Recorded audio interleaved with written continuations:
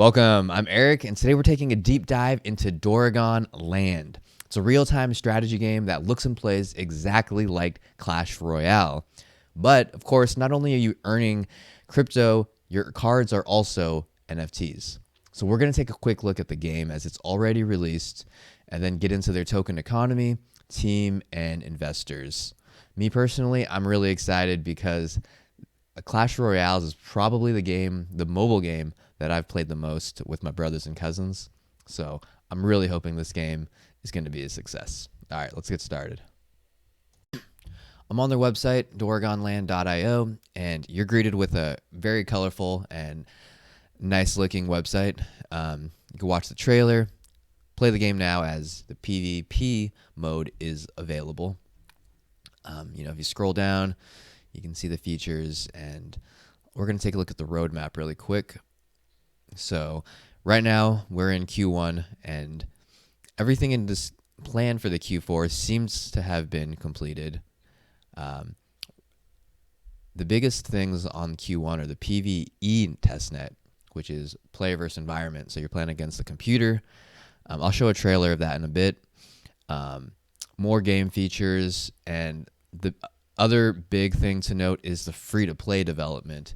And that's really important because currently you'll need to purchase 8 different cards to create that deck if you want to start playing. So in order for people to really get into this game, they're going to need to have that free-to-play option. So the free-to-play option is supposed to be coming out Q2 of 2022. And as well as some tournaments, and it looks like clans are going to get started as well. Q3, the DAO platform, which of course is always important, and mobile app. I don't know what word map is. And in Q4, they have clan wars and some kind of land ownership. Okay, let's look at the gameplay. Basically, these games, if you don't know how they work, you build a deck of 8 cards. The cards are down here. And each card, well, there are 3 types of cards. You have structure cards. That guy just placed a structure card right here, which produces troops over time. You have the dragons, which are troops that you place down on the battlefield. And you have spell cards like this fireball right here. And it's real-time strategy because on the very bottom here, you could see that your energy is slowly increasing up to a cap. And so the whole point of the game is to pretty much try to make the better trade-offs, energy trade-offs, by placing your troops strategically and eventually overpowering your enemy. Troop placement's also really important because each of these troops have a certain range where they'll get pulled. So in that way, you can kind of manipulate the enemy troops and drag them into the direction that you want them to, which typically is, away from your tower. Once you win a round, you get 3 things. You get gold, the DOR governance token, and trophies, which are used to bring you up in the rankings for, season reward, and also matchmaking, I assume. I mentioned on the roadmap that there's a PvE mode coming soon, and on March 20th, the team tweeted a trailer for that version. It's basically the same thing as PvP, but of course you're playing the computer, and for some reason, just to change it up, they've made the viewing mode horizontal rather than vertical. But it seems like it's essentially still the same game. All right, let's look at the DOR token now, which is at 1 cent. This game's on the Binance, or the BNB Smart Chain. It has a fully diluted market cap of around $10 million. Which, considering they have a pretty complete product, I think that's a pretty good valuation. You will see that the token itself has been dropping a lot since it got released to the public. It started out at around 4 cents, and so now it's down to 1 cent, which, as we'll see, was actually the price that private investors could get this token at. So we're already back down to that point in pretty much 4 months. There's a volume of, let's see, what's the 24-hour volume? About $53,000. So for that kind of market cap, that seems to be a reasonable volume. The best way to purchase the token is probably on PancakeSwap. But if you also have a MEXC account, that actually has the highest volume. So that may be the way for you to go as well. Let's look at the token allocation. They have it on their white paper, of course. I've tabulated it for Doragon Land. 35% is going to either the team or VC funds. 36.5 going to the players or stakers, and 28.5 going into the ecosystem. Comparing it to the other projects, that I've reviewed, 35 is definitely on the higher side. It seems like the kind of average might be closer to the low 30s or even 30%. Overall, I suppose, though, nothing that really raises too much of a red flag. The token allocation also shows the vesting schedule, of course, and the biggest one to worry about is the team, because that's 15% of the total tokens. They are locked for a year and then linearly unlocks over 24 months, which is quite average. The other big ones are the private sale, which is 11%. 9% gets released at the token generation event with a 4-month cliff and then vesting over 15 months. The shortest complete unlock time is this private sale, which is 19 months, because the seed that has a 5-month cliff lockup and then gets linearly vested over 18 months. So yeah, overall, it's a pretty short lockup and release schedule for all the teams / investors, VC funds. But one interesting thing is that, like I talked about when we were looking at the token price, the seed sale, they were able to purchase this token at 1 cent, which is where we are right now. So if you get in now, you're getting that token at the seed sale price. And I don't know, once those lockups end, who knows if the VC funds are going to even sell their tokens if the token price is still just at that 1 cent price. They may be waiting for it to rise up a lot more in order to get a profit on this deal. All right, so what are the use cases for this project? On their white paper, they tell you that basically the DOR token is used to buy the dragons and in-game items on the marketplace, which I'll show you really quick. It's on their website. Let's see. As I mentioned, currently, because the free-to-play is not available yet, you're going to need to buy 8 cards to get into the game. And the cheapest card right now is about $3.5. So, multiply that by 8. You're basically paying $30 to $40 to get started and build a deck of cards. You'll probably want more than 8 just because you're going to want to have the flexibility to kind of figure out, all right, well, how can I optimize, make it a more well-rounded deck? So apart from buying those dragons or cards with the DOR token, as you earn the DOR token or buy them, you can stake those as well to earn more.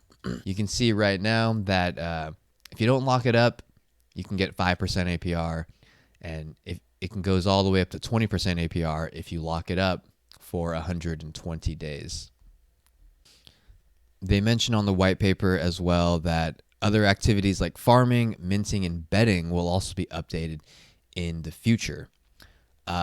Strangely, they actually don't even talk about governance on here. And, like I showed you on the roadmap, that is supposed to happen in Q3 of this year. They mentioned a DAO platform. So you'd think that there's going to be some kind of DAO where ultimately it'll lead to profit sharing. But they don't really go into any detail about it. So that's still a question mark at this point.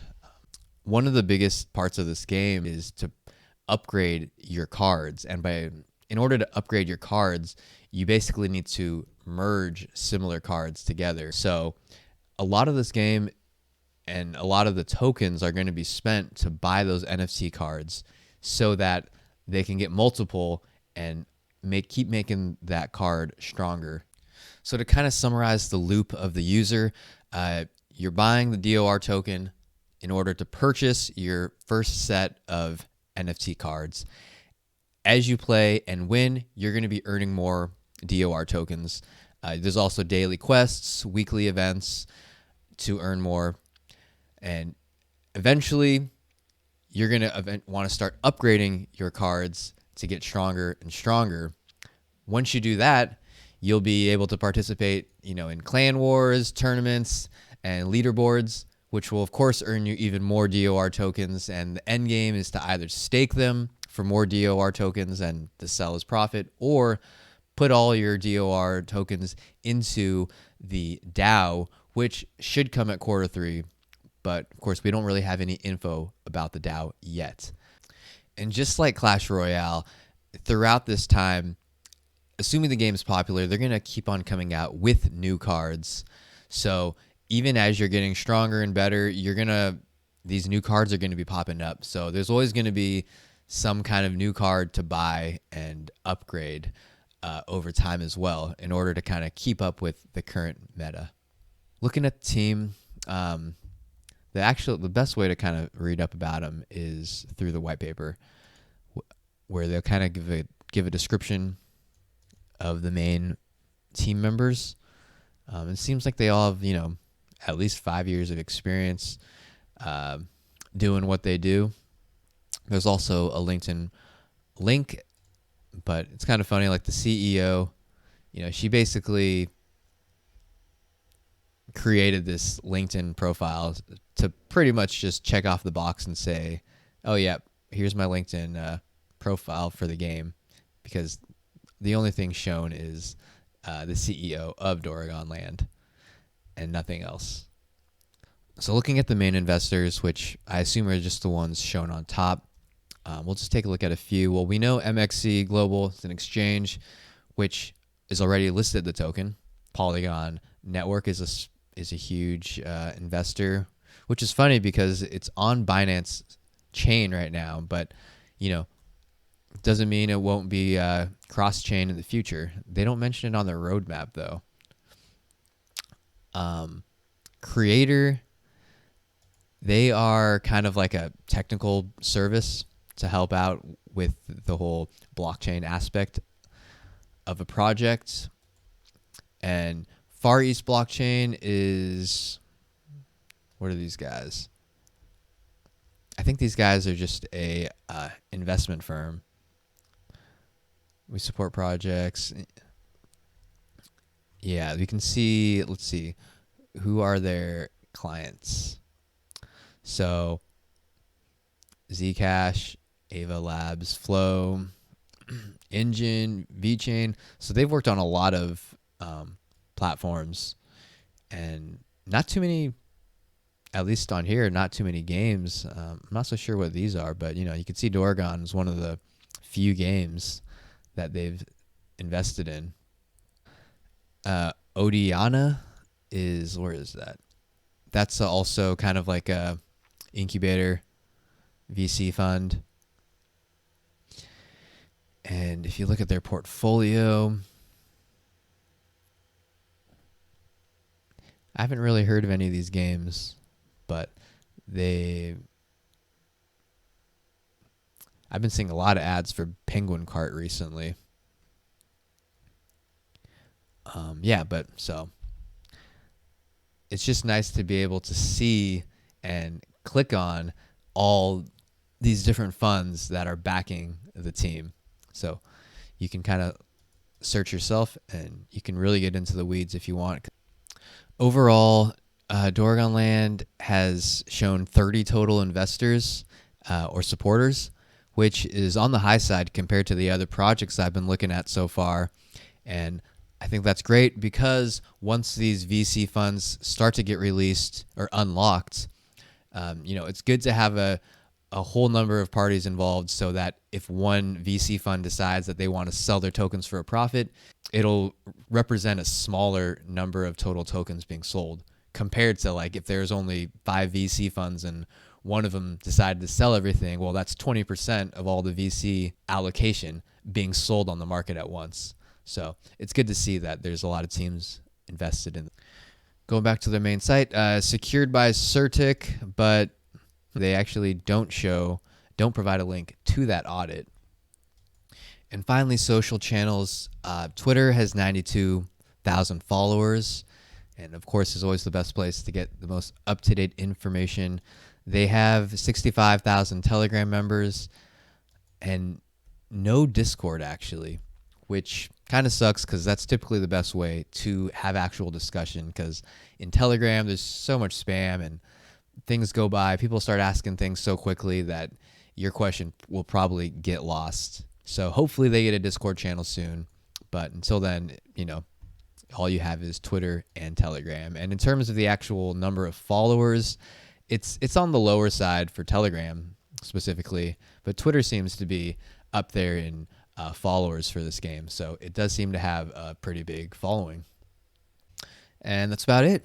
To kind of summarize, pros is that I love this style game, and because I played Clash Royale so much, I feel like I want to get into this game and see how good I can get. So I'll definitely be spending some money to buy those NFT cards and jump right in. The graphics and art, I feel, are top notch. One thing I didn't mention, but they have it on their website. They kind of talk about the team that they hired to do the artwork, which was a studio that had worked on a lot of big games. So that was definitely, the visuals were a priority for this game, and I think it shows. Also, with the daily and weekly quests, earning that DOR token is attainable for anybody and doesn't require you to be like the top of the leaderboards to earn those governance tokens. A lot of the games these days that I've seen have that dual token model where you really have to be at the upper echelon of players in order to earn those governance tokens. But this one is not like that.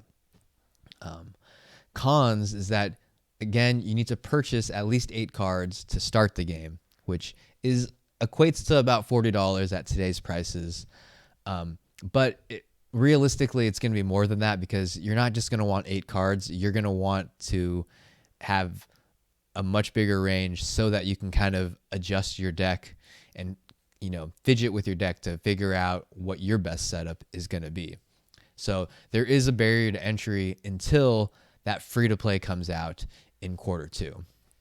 The other thing is that there's no circular economy at the moment, because that DAO is not scheduled until a Q3 release. And until then, we don't really know anything about the DAO and how much of, like, for example, we don't know if 10% of the profits in the team are going to go into that treasury to be distributed, or maybe it's 100%. We have no idea. So at this point, really the only assumption that you can make is that 100% of everything that this team is making is going to the team and not being redistributed back to the players. So we'll need much more clarity on that. The last con is that there's a pretty short token lockup and release schedule for the team and investors. Though, based on current prices, which is basically at the same price that these VC funds got in at, we don't know if they're going to sell for no profit or wait. And if they are going to wait to sell, as that token price goes up, there will be that increased sell pressure by the VC funds to capture their profits. So I talked about how I love this style of game, which is similar to Clash Royale, but I know a lot of people also loved Clash of Clans back in the day. And if you want to find a similar blockchain related game that mimics that, be sure to check out my review of Ark Rivals over here to learn more about that game. Otherwise, thanks for watching, and see you in a week.